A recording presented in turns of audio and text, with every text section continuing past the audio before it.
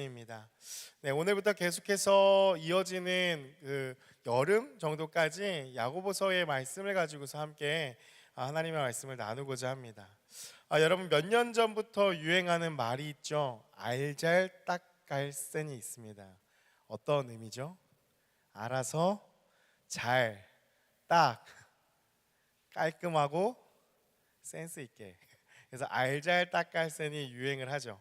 여러분, 과학의 발전이 낳은 이 현대 사회의 모습으로 볼 수가 있습니다. 모든 일 처리하는 과정들이 과거에 비해서 많이 간소화가 되었죠.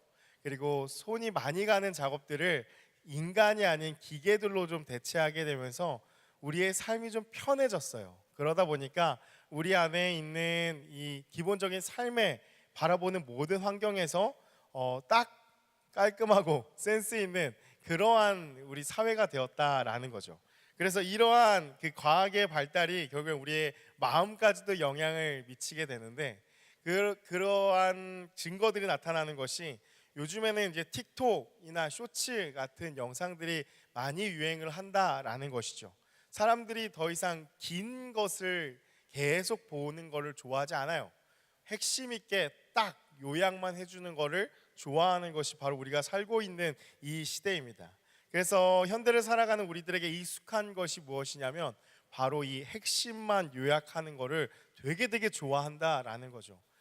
예전에는 누군가 그러는 스포야 라고 하면서 어떤 영화에 대해서, 드라마에 대해서 이야기를 하는 것을 싫어했다면 요즘에는 그 영화나 드라마를 정주행하는 것을 꺼려합니다.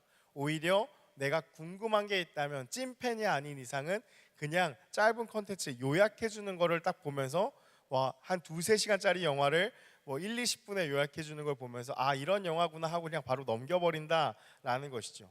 여러분, 오늘부터 함께 나눌 이 야고보서는요, 성경의 66권의 책 중에서 이 알잘딱갈센입니다.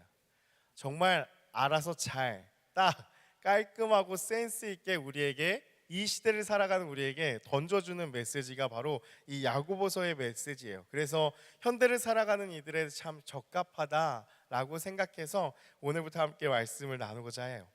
여러분, 이 야고보서의 그 내용을 보면요, 아마 교회 생활을 하면서 어디선가 이거 들어봤던 말씀인데 이거 아는데 라고 하는 구절들이 바로 이 야고보서에 있어요. 왜냐하면 그만큼 간결하고 핵심만 딱 있기 때문에 한두 구절이 인용되는 것들이 정말 많은 게 이 야고보서의 내용이기 때문이에요.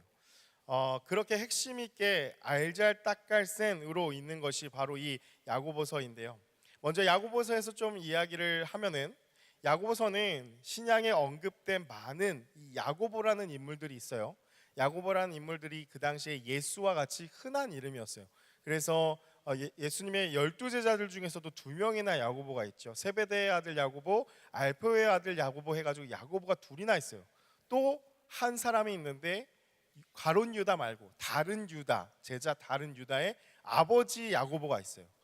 또한 한 사람이 언급되어지는 것은 예수님의 형제 야고보가 있어요.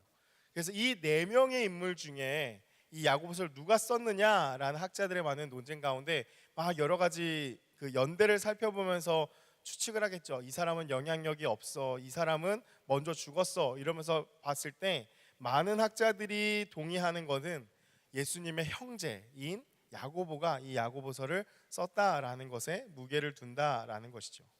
그렇게 이런 야고보서가 쓰여졌는데, 이 야고보서는요, 신약 성경 중에서 제일 먼저 기록된 책으로 보여집니다. 마가복음도 제일 먼저 기록되어진 그 연대가 좀 비슷한데 야고보서가 좀 더 먼저 기록되어졌다. 그래서 신약 성경 27권 중에 제일 먼저 기록된 성경이다라고 보는데요. 그런데 제일 뒤늦게 정경에 포함이 됐습니다. 이 66권이 그냥 한순간에 딱 생긴 게 아니죠.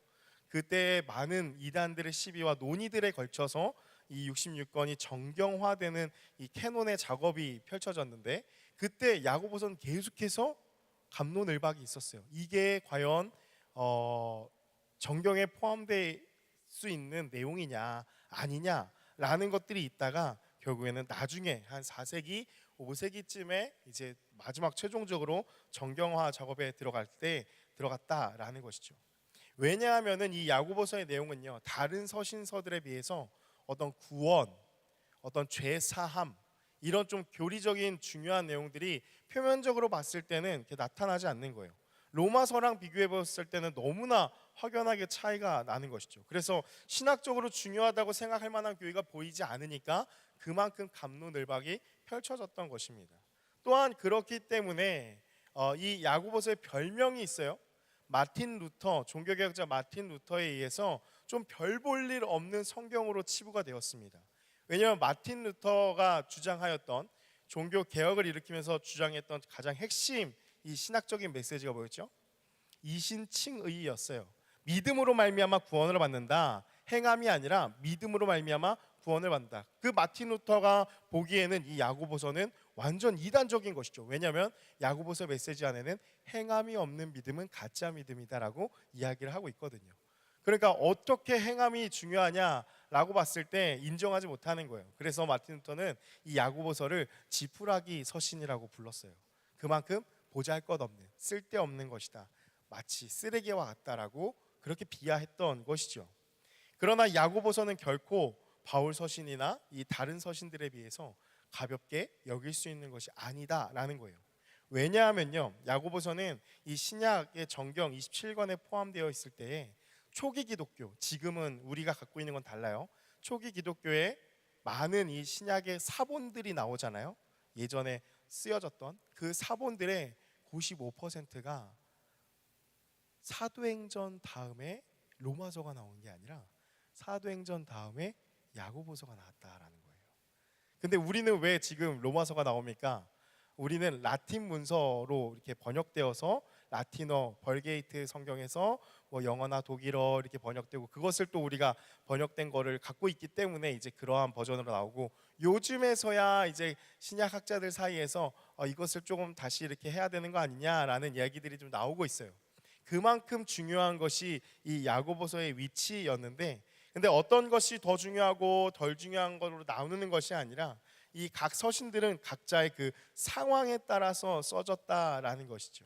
특히 야고보서는 이 사도들의 가르침에 이어서 모든 그리스도인들이 살아가야 하는 마땅한 삶, 실천, 행함에 대해서 너무나 중요하게 강조하고 있는 이 서신이다라는 것입니다. 그래서 야고보서의 특징은 금방 얘기했듯이 삶과 행함과 이 실천에 대해서 강조하는 메시지들로 가득 차 있습니다. 그래서 신약의 잠언이라고 불리기도 하고요. 실제로 구약의 잠언의 내용과 또 예수님이 산상수훈 때 말씀하셨던 내용이 그대로 녹아져 있는 것이 이 야고보서의 말씀이다라는 거예요. 그래서 야고보서는요, 우리에게 많은 찔림이 있는 말씀입니다. 왜냐하면 실생활하고 멀리 떨어져 있지 않기 때문이에요. 야고보서가 하는 이 한마디 한마디가 알잘딱갈센이라고 했잖아요. 그만큼 우리한테 주는 임팩트가 되게 세요.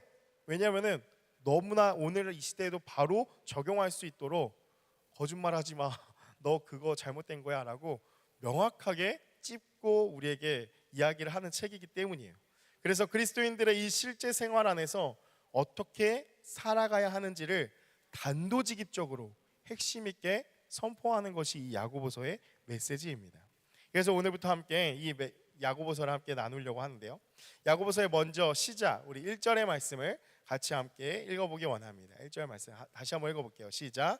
하나님과 주 예수 그리스도의 종 야고보는 흩어져 있는 12지파에게 문안하노라. 여러분, 편지의 이 형식에 맞춰서 발신자가 누구인지 수신자가 누구인지가 드러나고 있습니다. 다시 한번 말씀을 띄워주시면요, 수신자들은 어떤 이들인지를 먼저 언급하는 것, 또 발신자를 보면은 어떤 이들인지를 언급하는 것을 보게 되죠. 이것은 모든 편지의 형식에 다 있는 형식이죠. 그래서 바울 서신에도 있어요. 근데 한 가지 비교를 하고자 하는 건요, 이 바울 서신, 특별히 갈라디아서 1장 1절의 말씀과 이 야고보서 1장 1절은 너무 길이 차이가 나요. 한번 비교를 해보면요, 갈라디아서 1장 1절인데요, 제가 한번 읽어드릴게요. 사람들에게서 난 것도 아니요 사람으로 말미암은 것도 아니요 오직 예수 그리스도와 그를 죽은 자 가운데서 살리신 하나님 아버지로 말미암아 사도된 바울은 엄청 길죠. 바울이 자신을 소개하는 데 있어서 엄청난 수식어가 붙어요. 사람에게서 난 것도 아니고 사람에게서 말미암은 것도 아니고 계속 구구절절 얘기하다가 그러나 바울은 이러고서 이제 편지를 시작하는데, 반해 오늘 이 야고보서 1장 1절은 너무나 담백하게 시작하죠. 하나님과 주 예수 그리스도의 종 야고보는 너무나 단순해요. 그리고 발신자가 바로 나옵니다. 흩어져 있는 12지파에게 문안한다 라고 하면서 이야기를 하죠. 여러분, 발신자는 누구죠? 하나님과 예수의 종 야고보라고 이야기를 합니다. 예수에 대해서 두 가지를 고백하고 있습니다. 하나는 주인이시라는 고백, 그리고 그리스도 구원자라는 고백을 야고보는 하고 있다라는 것이죠. 다시 말하면 야고보는 스스로 어떻게 소개를 하고 있는가? 하나님의 종, 그리고 예수를 주와 그리스도로, 주인과 구원자로 고백하는 종이라고 자신을 소개하고 있다라는 것입니다. 예수님의 형제이기 때문에 이 야고보의 권위에 대해서 더 이상 덧붙일 말이 없죠. 왜냐하면 예수님의 형제로 같이 예수님과 모든 일거수일투족을 함께했던 사람이잖아요. 그러니까 바울과 달리 바울은 구구절절 설명을 해야 돼요. 왜냐하면 예수님이 승천하신 다음에 사울이 만났죠, 예수님을. 그래서 자신의 사도됨을 계속해서 입증하는 말을 구구절절 했다면 야고보는 다른 거죠. 거기서 이제 존재론적 차이가 난다라는 거죠. 그리고 나서 이제 수신자가 나타납니다. 수신자는 뭐라고 이야기를 합니까? 흩어져 있는 12지파에게 라고 이야기를 합니다. 여러분, 유대인의 12지파를 이야기하는 것이 아니라 이 말씀은 예수 그리스도를 믿고 주로 고백하는 모든 그리스도인들을 칭하는 말입니다. 흩어져 있는 교회들에게, 흩어져 있는 그리스도인에게 라고 이야기를 하는 것이죠. 여러분, 근데 그 상황을 보니까 흩어져 있다라고 언급함을 보게 되죠. 당시 이 상황 안에서 로마의 핍박으로 인해 곳곳으로 흩어진 그리스도인들이 있었다라는 것입니다. 또한 이 야고보가 말하는 것은 예수님이 이 땅 가운데 다시 오실 때에 이루어진 일과 이 흩어져 있다라는 것이 같이 연관이 되어져요.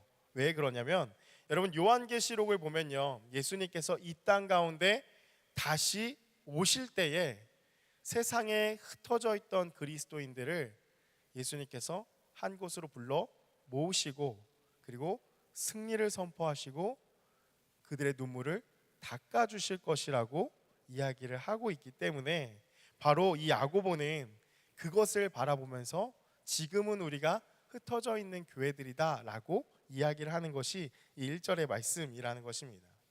야고보는 그래서 지금은 주님이 오시지 않았기 때문에 우리 한 사람 한 사람의 그리스도인들이 마치 밭에 뿌려진 씨앗과 같이 여기저기 지금 흩어져 있는 그러한 세상 항복한 이곳저곳에 흩어져 있다라고 말하는 것이죠.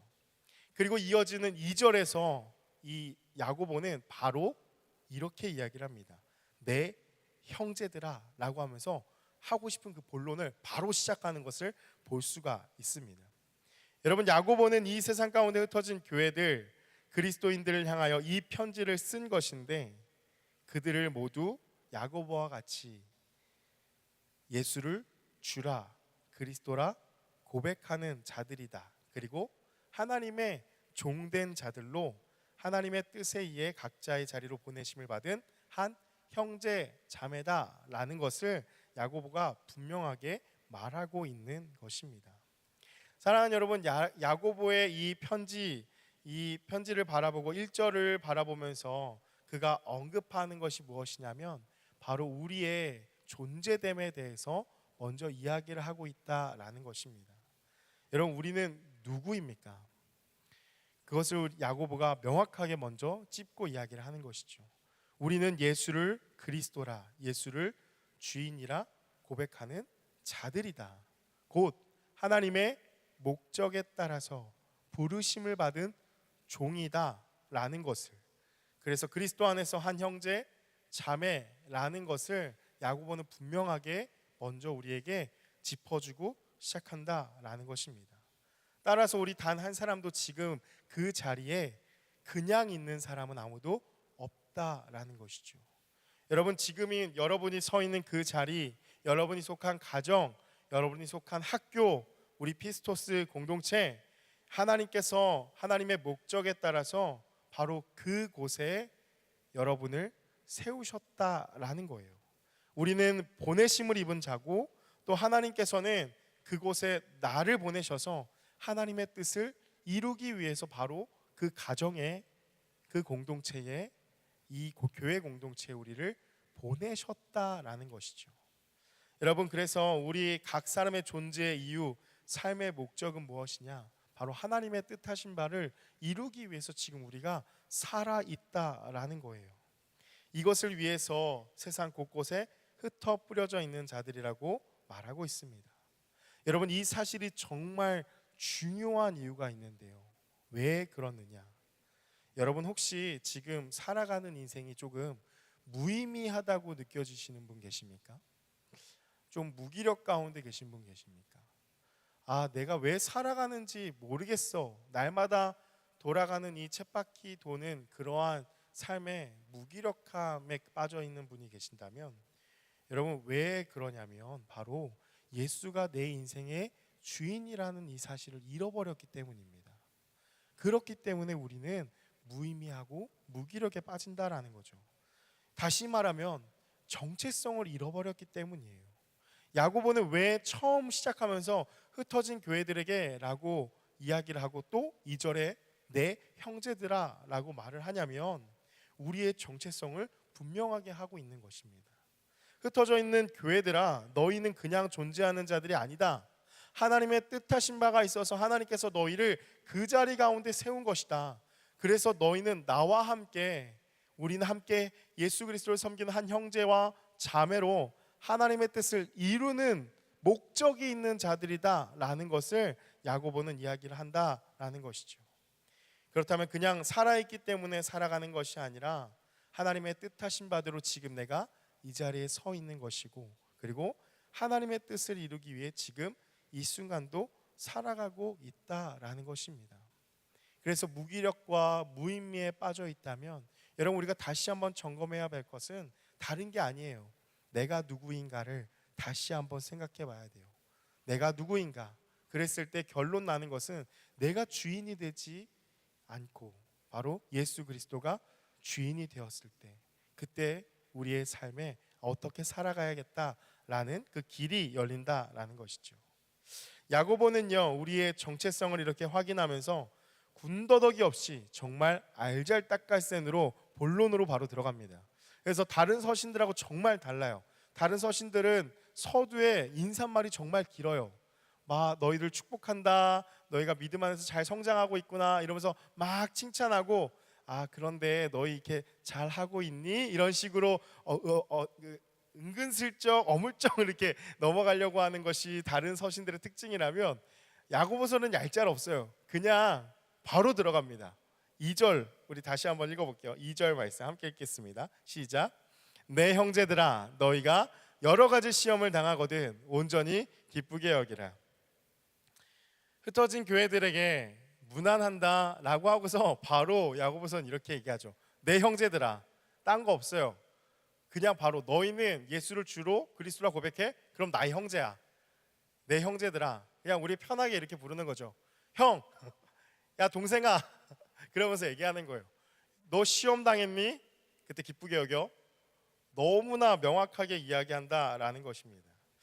좀 더 정확하게 번역하면요, 너희가 온갖 종류의 시험을 당할 때마다 모든 기쁨을 다해 기쁘게 여겨라 라는 그러한 뜻이에요. 여기서 시험을 당한다라는 것은요, 시험이 없을 것인데 만약 시험을 당했다면 이런 뜻이 아니라요, 분명하게 시험은 있다라는 거예요. 시험은 있는데, 시험을 당하고 있는데 너 지금 시험 당하고 있지? 그때 기쁘게 여기라 라는 말씀입니다. 여기서 말하는 시험이 무엇이냐면, 여러분 순교자들이 경험했던 예수님을 믿기 때문에 고난을 받고 핍박을 받고 이런 것도 있지만, 여러분 그것만 의미하는 것이 아니라 온갖 종류의 시험입니다. 우리가 세상을 살아가면서 하루에도 수백 번씩 사람 때문에 무너지고 말 한마디 때문에 무너지고 또 어떤 상황 때문에 좌절하게 되는 온갖 여러 가지의 시험을 다 이야기하는 그런 것이죠. 수만 가지의 어려움과 고난을 의미하는 것이 바로 여기에 시험입니다. 그렇다면 왜 기쁘게 여기라는 것일까요? 그리스도인의 이 시험 가운데 기뻐할 수 있는 이유 첫 번째는요, 이 시험이 우리 믿음이 검증되는 시간이기 때문에 기뻐할 수 있다라는 거예요. 야고보서 1장 3절의 말씀입니다. 우리 같이 함께 읽어볼게요. 시작. 이는 너희 믿음의 시련이 인내를 만들어내는 줄 너희가 알미라. 시험을 만나더라도 기쁨을 누릴 수 있는 이유는 이 시험이 바로 믿음의 시련이기 때문이다 라고 이야기를 합니다. 이 시련이라는 말은요, 도키미온이라는 단어인데요, 이 의미가 무엇이냐면 연단이라는 뜻입니다. 여러분, 연단은 검증이라는 의미도 포함되어 있죠. 시험을 당할 때 내 안에 있는 것이 다 드러나서, 다시 말하면 검증되는 시간이다. 그래서 기뻐할 이유가 있다라고 이야기를 하는 거예요. 여러분, 우리가 이렇게 이야기를 할 수 있죠. 운동 선수나 이렇게 예술 쪽에 그 음악 하시는 분들도 마찬가지고요. 이렇게 보면요, 비슷한 부분이 있는 것 같아요. 매일 연습하고 단련해야 되는 건 기본이에요, 그렇죠? 근데 내가 어느 정도의 실력이 있는지를 나 혼자서 계속 연습하고 단련한다고 해서 알지 못해요. 그래서 정기적으로 대회에 나가야 되죠. 음악으로 따지면 콩쿠르나 어떤 대회에 나가서 내가 어느 정도의 실력이 되는지를 그 시험을 통해서 검증을 할 수 있다라는 거예요. 내가 한참 부족하구나, 아니면 내가 어느 정도 레벨이 됐구나. 운동선수들도 마찬가지죠. 어떤 대회를 계속해서 치르면서 내가 이 정도의 성적이 되었구나 라는 것을 검증하는 시간을 갖게 된다라는 것입니다. 그래서 그 시험을 생각해 보면은 떨리기도 하고 긴장감이 주어지기도 하고 또 평안함이 깨지는 것이 시험이죠. 그러나 나의 실력이 어느 정도인지를 검증하고 연단되는 것이 바로 이 시험의 특징이라는 것입니다. 사랑하는 여러분, 믿음도 마찬가지입니다. 우리 안에 우리가 삶을 살아가다 보면 수만 가지의 정말 시련이 우리 안에 찾아온다라는 것이죠. 여러분, 그때에 진정으로 우리 안에 무엇이 있는지가 드러나게 된다라는 것입니다. 여러분, 우리가 지난 3년의 이 코로나의 기간을 지나면서, 사실 저는 처음에 코로나가 왔을 때 조금 이렇게 지나면서 그런 생각들을 하면서 묵상하게 되었고, 또 실제로 많은 사람들이 그렇게 평가를 하게 된 시간이었습니다. 어떻죠? 우리의 믿음을 단련하고 사실 검증하는 시간이었어요. 어떻게 되었느냐? 함께 모여서 예배를 드리지 못하니까 예배에 대한 소중함을 느끼고 모이고 싶고, 예배가 정말 중요하구나 라는, 그리워하고 어떻게든 예배를 지켜나가려고 하는 마음이 솟구치는 신앙을 가진 사람들은 그것을 확인할 수 있었죠. 그래서 비대면 예배입니다, 못 옵니다 했을 때 아쉬워하고, 다시 한번 예배가 재개됐을 때 누구보다도 먼저 달려나와서 함께 예배하니까 너무 좋다라는 것을 검증할 수 있는 시간이었던 반면에, 또 한편으로는 영상 예배라는 이 편안함, 그리고 주일에 교회를 나가지 않는다는 것이 조금은 처음에는 불편한 마음이 있었지만, 이것이 계속되다 보니까 안 나가도 괜찮네, 되나 보네 하는 우리 안에 불신앙이 금방 싹 텄다라는 것을 보게 됐죠. 그래서 부모님의 눈치라도 보여서 예전에 교회를 나갔다면, 사실 이제는 코로나가 지난 지금은 사실 이제 갈라졌어요. 아무리 옆에서 뭐라 해도 안 나가는 사람들은 여전히 안 나오고, 나오는 사람들은 나오는, 그래서 불신앙이 그대로 드러난 것이죠. 여러분, 이렇게 시험이 찾아오면요, 전부 드러나게 된다라는 것입니다. 이 시험 앞에 진짜 그리스도인들은 하나님의 부르심을 더욱 확신할 수 있게 됩니다. 그리고 지금 바로 여기에 나를 보내셨고 나와 함께 역사하시는 그 하나님을 신뢰할 수 있게 되죠. 그리고 하나님의 뜻이 무엇인지를 분별하고 내 삶을 통해 이루어가고 계시다라는 것을 더욱더 확신할 수 있는 게 바로 이 시험으로 오는 유익이라는 것이죠. 두 번째로 이 그리스도인이 시험 가운데 기뻐할 수 있는 이유는 무엇이냐면 1장 4절의 말씀입니다. 우리 같이 함께 읽어보겠습니다. 1장 4절 말씀 한번 띄워주시면요, 네, 함께 읽겠습니다. 시작. 인내를 온전히 이루라. 이는 너희로 온전하고 구비하여 조금도 부족함이 없게 하려 함이라. 아멘. 여러분 1장 3절의 말씀에 이렇게 나와 있었죠. 인내를 만들어내는 줄을 너희가 알미라. 그러면서 4절 말씀에 이어서 인내를 온전히 이루라 라고 이야기를 합니다. 믿음의 단련은요, 인내를 만들어냅니다. 인내는요, 목적이 있습니다. 우리를 온전함에 이르도록 하는 것이 인내의 목적이라는 거예요. 여러분, 근데 우리가 이 말씀을 오해하지 말아야 할 게 있는데요, 우리가 그냥 피상적으로만 이 야고보서의 말씀을 읽다 보면요, 그냥 능동태로 읽어버립니다.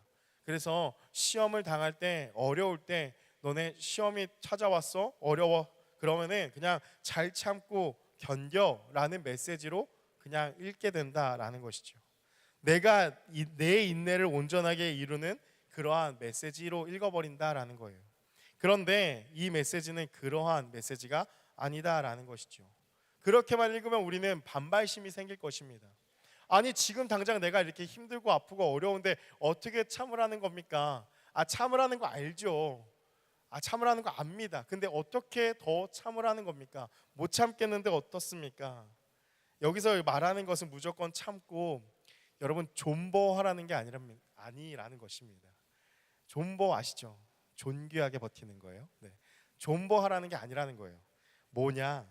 우리가 시험을 당할 때 인내가 작용하게 되는데, 이는 우리가 인내해야지 하는 것이 아니라 하나님께서 인내할 수 있는 능력을 우리 가운데 부어주시고, 또 이러한 인내가 목적이 있는데 이 시험 당할 때 인내함을 통해서 우리를 점점점 디벨롭, 발전시킨다라는 거예요. 어디까지? 온전함에 이르기까지 우리를 발전시키는 것, 업그레이드 시키는 것이 바로 인내의 역할이라는 것입니다. 그래서 4절 말씀을 다시 한번 말하면은 이러한 의미입니다. 우리 안에 인내가 온전하게 역사하도록 하라. 그 인내가 우리를 온전해지고 아무것도 부족함이 없게 만들 것이다 라는 뜻입니다. 여러분, 아까 언급했던 운동선수를 예로 들 수가 있어요. 이 운동선수들은 매일매일 자신을 단련을 하죠. 여러분, 근데 그 과정이 힘들까요? 힘들지 않을까요? 당연히 힘듭니다. 매일매일 정말 토하는 마음으로 그 모든 일들을 감당한다라는 것이죠. 근데 그들이 인내할 수 있는 이유가 무엇이죠? 그것을 했을 때에 그 시간이 나에게 올림픽이면 메달을, 어떤 대회면 승리를 안겨줄 것이라는 확신이 있기 때문에 그것을 계속해서 해나간다라는 것이죠. 다시 말하면 온전함을 줄 것이라는 그 목적이 분명하기 때문에 그 일을 행할 수 있다라는 것입니다. 그래서 여러분, 이 인내하는 태도를 봤을 때 여러분, 어떤 사람이 프로 선수인지 아마추어인지를 이 인내하는 것을 보고서 구분을 할 수가 있어요. 우리나라 피겨 스케이트 종목을 세계적으로 끌어올린 선수가 있죠. 김연아 선수죠. 한번 제가 방송 프로그램에서 이 김연아 선수랑 대화를 하는 프로그램을 보면서 그 대화 가운데 엄청난 통찰을 얻고 마음에 큰 감명이 있었어요. 어떠한 내용이었냐? 어떤 사람이 물었습니다. 김연아 선수에게요. 연아 선수, 훈련을 시작하면서 이렇게 몸을 풀고 또 이렇게 매일 훈련하는 게 이렇게 힘들지 않습니까? 근데 이렇게 몸 풀고 훈련할 때 무슨 생각을 하십니까? 그렇게 물어봤어요. 근데 이 연아 선수가 뭐라고 대답을 했냐면요, 그 대답이 정말 기가 막힌데요, 한치의 망설임도 없이 정말 멋진 말을 했습니다. 뭐라고 얘기했냐? 그냥 하는 거지 무슨 생각을 해요. 여러분, 그 사람이 분명히 이러한 거를 의도하고 그러한 얘기를 듣기를 원해서 그런 질문을 했을 거예요. 자기는 이 시간을 견디면은 나중에는 저 금메달을 딸 것이라는 어떠한 그러한 마음을 가지고 열심히 합니다. 뭐 적어도 이 정도, 아니면 버금가는 그러한 각오, 그러한 의지, 이런 거를 듣기 위해서 이렇게 얘기를 했다라는 거죠. 근데 연하 선수의 이 세계 월드 클래스는 달라요. 그냥 하는 거죠. 뭔 생각을 해요. 그때 생각할 게 뭐가 있어요. 이런 식으로 정말 퉁명스럽게 반응을 하는 걸 보면서 마음에 너무 큰 감동이 있었다라는 거예요. 여러분, 우리에게 시험이 찾아올 때 인내를 하게 되는 것도 마찬가지라는 거예요.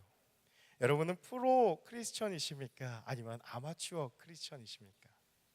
여러분, 프로는요, 이미 다시 오실 예수님에 대해서 흔들림이 없이 바라보는 믿음이 분명하기 때문에 나에게 시험이 찾아왔을 때 매일매일 그 연단의 과정 가운데 있을 때 시험이 찾아오면 그냥 의연하게 견디게 된다라는 것이죠. 그러나 아마추어는 어떻다고요? 그때그때 동기부여를 합니다. 그래서 참아내야지 하면서 참는, 그러다가 또 무너지는, 그것이 이 프로와 아마추어의 차이라는 것입니다. 사랑하는 여러분, 말씀을 마무리합니다. 여러분, 야고보가 오늘을 살아가고 있는 우리에게 하고자 하는 이 알잘딱갈센의 메시지는 무엇이냐? 너무도 분명하게 우리에게 이야기하는 것은 우리의 삶과 동떨어진 이야기를 하고 있는 것이 전혀 아니다라는 것이죠. 그가 인사를 나누자마자 단도직입적으로 꺼내는 메시지가 무엇이냐면, 시험을 당하고 있는 그리스도인들이여 기뻐하라라는 메시지라는 것입니다. 여러분, 이게 무슨 말입니까? 우리가 흔히 착각하는 믿음에 대한 이 오해가 있는데요. 믿음에 대한 오해가 무엇이냐면, 여러분, 예수 믿으면 잘 된다고 생각하는 게 너무 많다라는 거예요. 우리 지난 시간에는 그 보험신앙 얘기했었잖아요. 우리가 예수를 믿다 보면요, 나 예수 믿으니까 은연중에 예수를 안 믿는 쟤보다는 내가 더 잘 될 거야 라고 생각하는 게 사실 우리 안에 다 깔려 있어요. 그것을 우리는 기복주의라고 하죠. 왜냐하면 나는 이만큼 돈을 들였으니까, 나는 이만큼 헌금했으니까, 나는 이만큼 시간을 들였으니까, 나는 이만큼 기도를 했으니까, 예수 믿으니까 나는 좀 더 잘 될 거야 라는 생각이 우리 안에 있다라는 거예요. 그래서 예수 믿으면 어려움이 없다는 생각을 한다라는 것이죠. 예수 믿으면 모든 시험에서 다 벗어나게 될 수 있다라는 것을 생각한다라는 거예요. 그래서 삶에 조금이라도 어려움이 찾아오면 바로 생각하는 것이 무엇이냐? 아, 내가 기도가 부족한가? 아, 내가 예배를 빠져서 그런가? 내가 나한테 조금 이제 시험이 찾아오면은 아, 내가 헌금을 좀 덜 내서 그런가? 라는 생각으로 귀결된다라는 거예요. 여러분, 이 모습은요, 사실 어디에서 볼 수 있느냐면, 여러분, 무당집에서 볼 수 있는 모습이에요. 무당들이 막 이렇게 하다가 뭐 드라마 같은 데 나오잖아요. 보인다 보인다, 아 근데 안 보인다. 그럴 때 정성이 부족해. 그러면은 주머니에서 이렇게 주섬주섬 꺼내서 5만 원 내고 뭐 몇십만 원 내고 몇백만 원 딱 냈을 때 이제 보인다 보인다. 여러분, 그런 거랑 똑같이 우리는 하나님을 믿고 있다라는 거예요. 나한테 시련이 찾아왔을 때 아, 내가 좀 기도가 부족한가? 아, 열심히 비나이다를 해야 되겠구나. 여러분, 그러나 그렇지 않다라는 거예요. 여러분, 예수를 믿으나 안 믿으나 우리한테 시험은 똑같이 찾아온다라는 것이죠. 아니, 오히려 예수를 믿기 때문에 더 시험이 찾아옵니다. 더 어려워집니다. 그렇다면 예수 믿는 게 무슨 유익이 있습니까? 예수 안 믿고 말지, 그냥 내 마음대로 살면 되는 거 아닙니까? 여러분, 어떠한 차이가 있냐면요, 오늘 이 야고보가 말하는 것은 그리스도인들은 분명한 정체성을 가지고 살아가기 때문에 이 땅에 소망을 두는 삶이 아니라 다시 오실 주님을 소망하며 사는 존재라는 것을 먼저 우리에게 이야기하고 있다라는 것이죠. 그것이 예수를 믿는 자와 안 믿는 자의 큰 차이점이라는 거예요. 여러분, 왜 그러냐면요, 이 생이 전부가 아니다라는 것을 우리가 깨닫고 생각하는 순간 우리의 삶의 태도가 달라질 수밖에 없기 때문이에요. 그래서 시험이 찾아올 때 좌절하고 절망하는 것이 아니라 도리어 기뻐할 수 있다라는 것이죠. 왜냐하면 시험이 찾아올 때 그것으로 인해서 내가 무너지지 않은 걸 알기 때문이에요. 내가 다시 한번 일어날 수 있고 그것이 나를 해하지 않는다라는 것을 분명하게 알고 있는 사람이기 때문에 그것이 결코 나를 주장할 수 없다라는 것을 온전하게 안다라는 이 사실이 바로 예수를 믿는 자와 믿지 않는 자의 엄청난 차이점이 된다라는 것입니다. 여러분, 야고보서는요, 그래서 계속해서 우리에게 주는 말씀이 있습니다. 야고보서 5장 7절과 8절의 말씀을 우리 끝으로 함께 읽어보겠습니다. 같이 한 목소리로 읽겠습니다. 시작. 그러므로 형제들아, 주께서 강림하시기까지 길이 참으라. 보라, 농부가 땅에서 나는 귀한 열매를 바라고 길이 참아 이른 비와 늦은 비를 기다리나니 너희도 길이 참고 마음을 굳건하게 하라. 주의 강림이 가까우니라. 아멘. 사랑하는 여러분, 야고보서 5장에서도 야고보가 계속 이야기하고 있는 것은 무엇이냐면 바로 종말이 있다라는 것을 이야기합니다.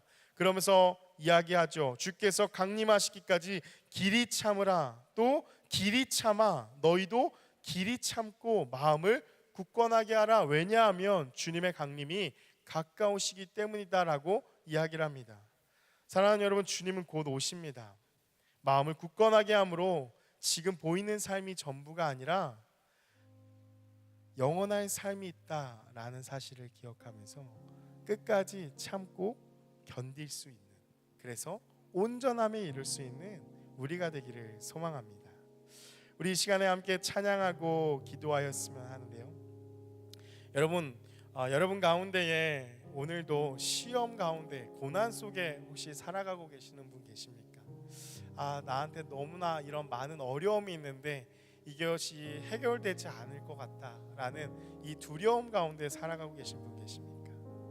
여러분, 오늘의 말씀이 어떤 극적인 반전에 희망을 주는 메시지를 나누면 참 좋겠지만, 여러분 미안하지만 오늘 성경이 우리에게는 그렇게 이야기를 하고 있지 않습니다. 왜냐하면 그게 우리가 당면한 삶이기 때문이에요. 성경은 우리가 좋아하는 어떤 카타르시스를 느낄 수 있는 드라마와 영화와 같지 않습니다. 성경이야말로 진짜 우리의 인생의 그 민낯을 명확하게 짚고 어떻게 살아가야 될지를 분명하게 이야기하고 있다라는 거예요. 뭡니까? 너희는 흩어진 교회들이다. 여전히 시험이 있고 앞으로도 시험이 있을 것이다라고 정직하게 이야기를 하는 것이죠. 여러분, 이 예배실을 이제 예배를 드리고 나가는 순간, 여러분의 삶의 자리로 돌아가는 순간, 여러분 그 고난은, 그 시험은 여전히 우리 가운데 있을 것입니다. 그러나 오늘 야고보서는 우리에게 이렇게 얘기하는 것입니다. 그 시험이 있는데 너희가 그 시험에 대해서 두려워하지 말아라. 오히려 기뻐해라. 왜냐하면 그 시험을 뛰어넘게 하신 하나님의 능력이 너희에게 임할 것이다. 어려울 거야, 힘들 거야. 그러나 그것이 전부가 아니다 라는 것을 이야기하고 있다라는 것입니다. 여러분, 그 어려움 가운데 때로는 그 시험으로 인해서 혼자 있는 것 같이 가슴에 정말 사무치는 외로움이 찾아오시는 분들도 계실 것입니다. 그러나 여러분 기억하십시오. 시험 가운데 주님이 계시지 않는 것이 아니라 주님이 함께 하신다는 것이고, 시험 가운데 주님이 우리를 포기하셨다라는 것이 아니라 하나님께서는 하나님의 뜻을 우리 안에 이루어가고 계시다라는 것입니다. 더딘 것 같고 절망인 듯 하지만 하나님께서는 그 시험을 통해서 우리의 연약함을 단단함으로 바꾸시고 하나님의 뜻을 계속해서 이루어 가신다라는 것이죠. 여러분, 그 주님이 우리와 함께 하십니다. 우리는 그 주님의 교회입니다.